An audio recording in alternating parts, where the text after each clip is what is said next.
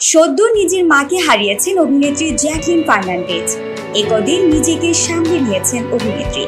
সোমবার ধনুকবের ইলন মাস্কের মা মি মাস্কের সাথে দেখা গেছে এই অভিনেত্রীকে। সিদ্ধিবিনায়ক মন্দিরে পুজো দিলেন দুজনে। ইলনের মা পরেছিলেন সাদা রঙের কুর্তা, প্রায় একই রঙের চুড়িদার পরেছিলেন জ্যাকলিনও। ভারতীয় গণমাধ্যমের এক প্রতিবেদনে বলা হয়, ইলনের মা নিজের বইয়ের উদ্বোধনের কারণে মুম্বাই এসেছেন। ইলনের মায়ের সঙ্গে আলাপ করে অভিভূত জ্যাকলিন বলেন, মেয়ের সাথে মন্দিরে পুজো দেওয়ার অভিজ্ঞতা খুবই সুন্দর। মেয়ে নিজের বই প্রকাশ অনুষ্ঠানে ভারতে এসেছেন। জ্যাকলিন আরো বলেন, তিনি এমন এক নারী যাকে নমনীয়তার প্রতীক বলা হয়। আমাকে অনেক কিছু শিখিয়েছে তার ব্যবহার। ওনাকে দেখে মনে হয়েছে বয়স কেবলই একটি সংখ্যা মাত্র। বয়স কখনো কারো স্বপ্ন এবং লক্ষ্য নির্ধারণ করতে পারে না।